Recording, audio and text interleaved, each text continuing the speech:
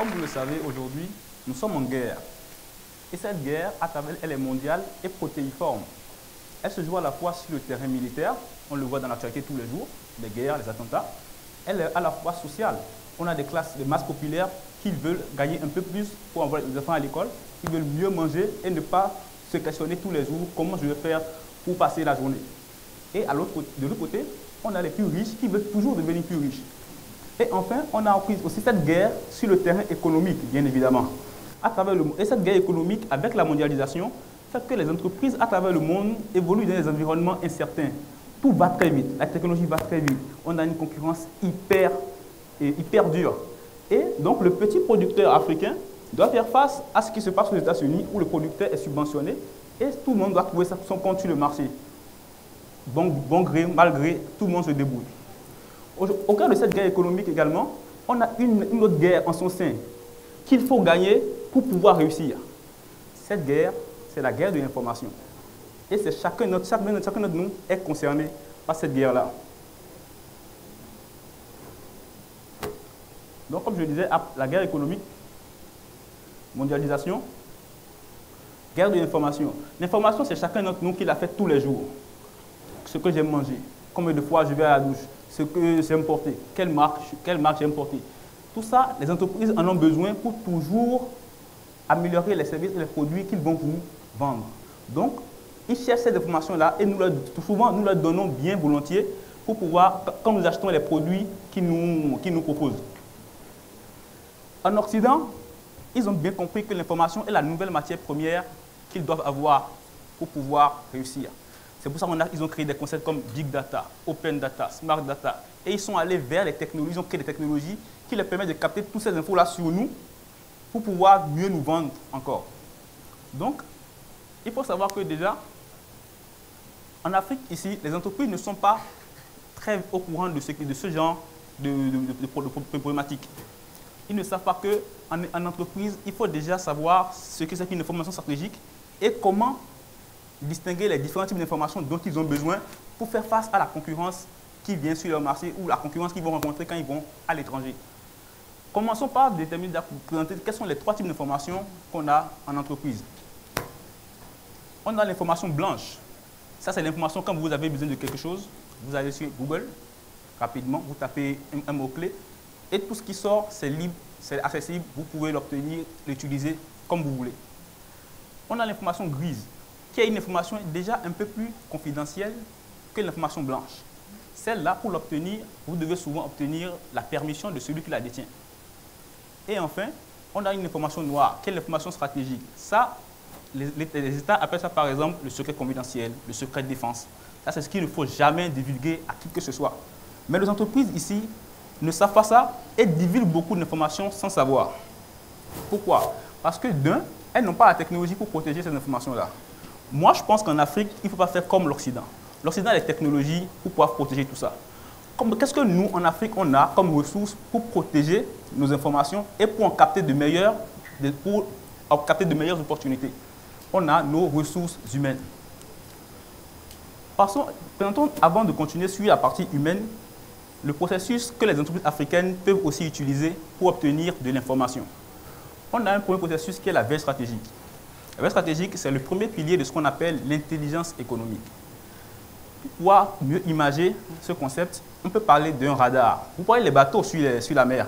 Un bateau, quand il avance sur la mer, ne peut pas naviguer sans savoir où il va. Il ne peut pas naviguer sans savoir ce qui se passe sur la mer. S'il y a un autre bateau qui arrive ou à quelle vitesse il va, il doit obtenir des informations sur son environnement pour pouvoir mieux manœuvrer le mieux possible.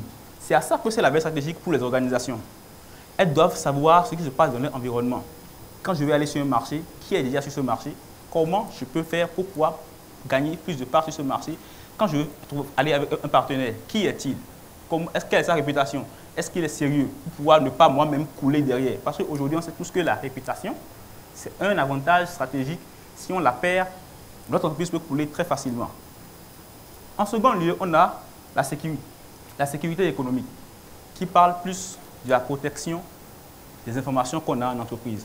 Et aujourd'hui encore, je vais montrer pourquoi en Afrique, on n'arrive pas à protéger nos infos parce qu'on minimise nos collaborateurs, donc le côté humain. pour pouvoir protéger cette information, on a besoin que les dirigeants changent de manière de faire en entreprise. Par rapport à la veille stratégique, qui est là, donc comme je l'ai dit, ce qui permet de capter les informations, voici 3 niveaux que j'ai remarqués en Afrique qui ne se passent pas du tout. Il n'y en a pas. De mon séjour en France, je suis allé dans des entreprises où j'ai vu que même les TPE, les toutes petites entreprises, font l'effort de mettre en place ce genre d'outils.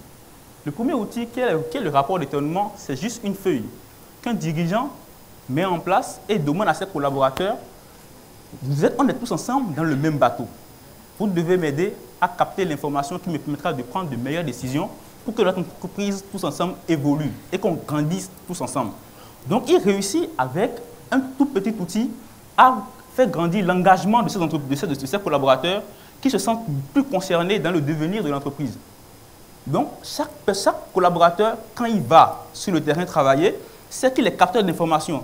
Toute opportunité qu'il capte, il la prend. Quand il revient, il remplit cette fiche qu'il fait remonter au patron. Et le patron sait que, ah, voici quelque chose d'intéressant sur laquelle je peux creuser et faire grandir mon entreprise. Le deuxième point, c'est le réseau professionnel. En Afrique, on a une force, qui est la tradition orale. On se passe les choses de bouche à oreille. C'est une force que nous devons utiliser. Le réseau professionnel, comme je le dis, beaucoup de gens ne comprennent pas ce que c'est. On pense que mon réseau, c'est l'ensemble de mes contacts dans mon téléphone ou c'est l'ensemble de mes contacts sur Facebook, ce qui est faux.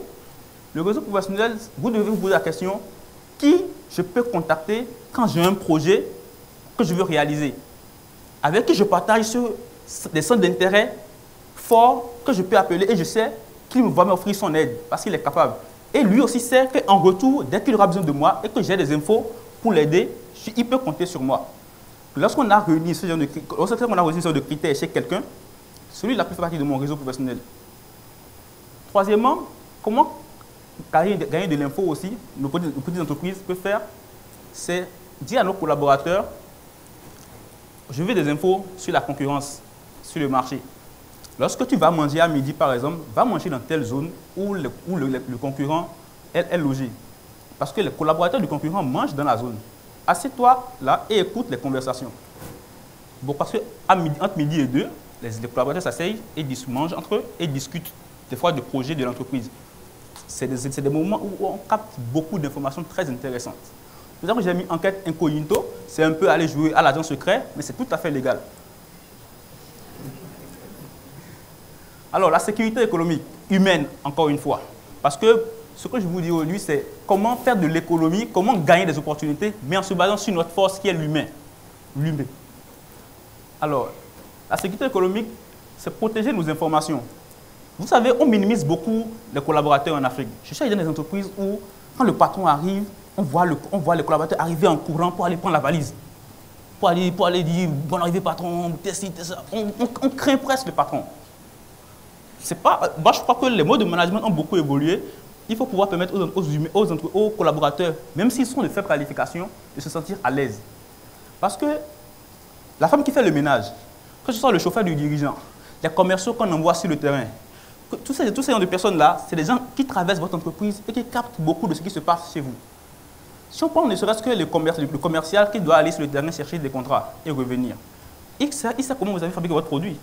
Il sait des parties clés qu'il ne doit pas dire dehors. Mais vous ne l'avez pas sensibilisé. Vous le maltraitez tous les jours. Vous lui créez des super par rapport à ses résultats. Celui-là, le concurrent dehors, va lui proposer peut-être 10 000 francs de plus que son salaire. Il va livrer toutes les infos sur votre entreprise. Il va vendre votre entreprise à bas prix, très vite. Donc, ne serait-ce qu'améliorer le comportement qu'on a envers nos collaborateurs, revaloriser l'humain, ce qu'on a nous-mêmes embauché, leur faire confiance pour qu'ils nous rapportent de l'info et que naturellement, ils se sentent fidélisés à notre entreprise et protègent naturellement nos collaborateurs et notre entreprise plutôt. Vous verrez qu'on gagne beaucoup sans dépenser un franc. Ce n'est pas forcément la prime financière qui fait que l'humain va se sentir plus concerné par votre entreprise. Mais lui reconnaître une bonne action, lui dire, ah, tout ce que tu as fait la dernière fois, j'ai beaucoup aimé, ça m'a permis de conclure tel contrat, ça m'a permis de faire telle chose. La reconnaissance, c'est quelque chose qui fait que l'humain se sent plus, il aime plus votre entreprise, il aime votre business et il va s'investir naturellement pour vous.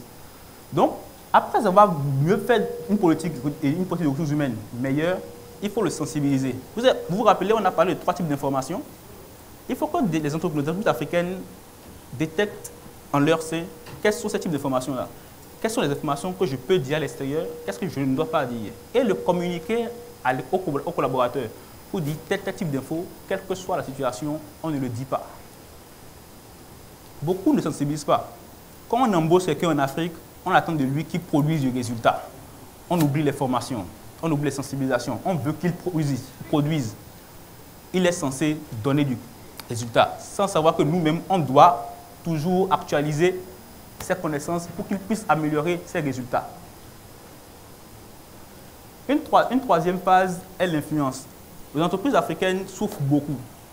Vous savez, je vais prendre l'exemple d'un code des producteurs. Par exemple, dans l'ananas. J'ai appris dernièrement que les producteurs d'ananas ne peuvent plus exporter un type d'ananas spécifique du bacon produit au Bénin vers l'étranger. Mais ça, ils l'ont appris du jour au lendemain. Parce que l'Union européenne, de l'autre côté, s'est levée un matin, a dit tel type d'ananas ne rentre plus sur le territoire, a changé la norme. Donc, personne n'apporte de l'info pour nos petites entreprises à nous. Or, nos petites entreprises ont le droit de s'asseoir aux tables où se négocient les normes. Mais elles ne savent pas qu'elles ont le droit d'aller là où les normes se négocient pour faire entendre leur voix. Donc l'influence, c'est pour dire, quand on n'est pas à la table des négociations, là où les gens se négocient, prennent les lois qui s'appliquent à vous aussi, vous êtes forcément au menu des négociations. On va parler de vous, même si vous n'êtes pas là, parce que quand la loi est décidée, elle s'applique à vous. Donc un producteur se lève le bon matin et ne peut plus faire du business. Toute sa production est bloquée et ne peut plus passer. C'est beaucoup de manque à gagner. Donc, il y a tout un processus, comme j'ai appelé l'intelligence économique, qu'on peut mettre en place simplement. En plus, à base d'outils gratuits, puisqu'on est en Afrique. Les dirigeants aiment beaucoup ce qui est gratuit. Si vous lui dites, j'ai un projet, quelque chose pour toi, un petit système, des petits outils qui vont te permettre, de capter l'info, tout en mobilisant tes collaborateurs et tout en protégeant naturellement tes informations, vous verrez qu'il vous coûtera beaucoup plus. Alors, j'ai mis ici impacter son parcours parce que, pour finir, je ne vais pas seulement parler des entreprises, mais aussi de chacun de nous en tant qu'individu, surtout les jeunes, par exemple. Les jeunes qui soient étudiants ou en recherche d'emploi. Lorsqu'on dit à un recruteur, je suis diplômé en communication ou en marketing, il va dire, OK, explique-moi tes compétences, tout ça. Mais les CV, il en a peut-être 100. Pour un poste, le dirigeant reçoit 1000, j'ai l'honneur de demander quelque chose. Les lettres de ces j'ai l'honneur, il y en a plein sur la table. Donc, comment se différencier? Le processus que je viens de vous définir, moi, c'est ça que j'ai misé pour décrocher mon emploi. Je suis dehors le recruteur, c'est oui, j'ai fait faire du conseil, j'ai une formation en conseil, mais j'ai aussi l'aptitude de pouvoir vous aider à mettre en place un système gratuit qui permettra de fédérer l'ensemble de vos collaborateurs, de capter les infos qui vous permettront de mieux décider, de mieux comprendre votre environnement et de protéger vos informations. Donc, parce qu'on a dit qu'on est en guerre. En guerre, il faut avancer, donc attaquer, tout en se protégeant en même temps. Donc, j'ai un système pour vous, gratuit, que je peux vous exposer et mettre en place. Tout de suite, le recruteur a mieux tendu l'oreille à mon discours. Et mon CV est passé en dessus de la pile des CV qu'il y avait sur sa table. C'est comme ça que j'ai pu décrocher mon emploi et me distinguer parmi beaucoup d'autres jeunes. Donc, je propose aussi l'intelligence économique comme une nouvelle compétence que les jeunes peuvent mettre en place, peuvent ajouter à leur bagage. On peut l'apprendre, c'est vrai, sur Internet, mais c'est mieux de prendre une petite formation en plus pour pouvoir améliorer son bagage. L'employabilité, c'est pour les cadres. Encore une fois, c'est pareil, on peut améliorer son parcours et aller dire aux dirigeants, ah, j'ai trouvé une nouvelle idée pour impacter encore plus l'entreprise. J'ai trouvé une nouvelle idée qui nous permettra de capter plus d'opportunités tout en nous protégeant et de trouver le moyen d'aller influencer notre environnement plus et toujours plus gagner des opportunités. Et en plus, l'organisation, c'est tout simple. Lorsque vous verrez, il y a des petits outils qu'on utilise en intelligence économique. Il y a des outils, vous savez, tous les matins, on va sur plusieurs sites. Des sites de blogs, des sites web qui permettent de capter l'info dont on a besoin. On va sur 10, 15 sites. C'est comme ça que je faisais au début, lorsque je cherchais de l'emploi. il y avait 10 000 sites d'emploi. Et j'allais sur 10, 15, 20 sites tous les jours. Lorsque j'ai découvert l'intelligence économique, que je me suis formé, j'ai trouvé un outil, un seul outil, qui me permettait de suivre tous les sites que j'avais l'habitude de taper tous les jours sur mon ordinateur. En un seul lieu, j'avais tous ces sites-là et les informations s'actualisaient automatiquement. Donc, je n'avais plus qu'un seul outil à ouvrir le matin pour être connecté au monde entier. Ça me permettrait de mieux m'organiser. C'est comme ça que j'ai pu détecter plus facilement l'offre d'emploi à laquelle j'ai répondu et qui m'a permis d'avoir l'emploi que j'ai aujourd'hui. Donc, c'est quelque chose qui peut permettre vraiment d'impacter le parcours de quelqu'un. Ça a impacté le mien. Aujourd'hui, j'ai un emploi, je suis entré dans la vie active, j'ai plus de moyens et je peux aider tous ceux qui sont autour de moi. Donc, j'espère que les jeunes qui sont ici présents pourront faire de même et pouvoir, encore une fois, impacter leur parcours aussi. Pareil pour les cadres en entreprise et les dirigeants d'entreprise qui sont ici. C'est un excellent outil qui est pour beaucoup gratuit et qu'en Afrique, on peut utiliser si on prend la peine de mieux considérer l'être humain qui est à côté de nous et lui dire, plus la peine de se baisser pour me dire bonjour. C'est vrai que c'est moi le patron d'entreprise, mais on peut se regarder dans les yeux quand on se serre la main le matin. Merci beaucoup.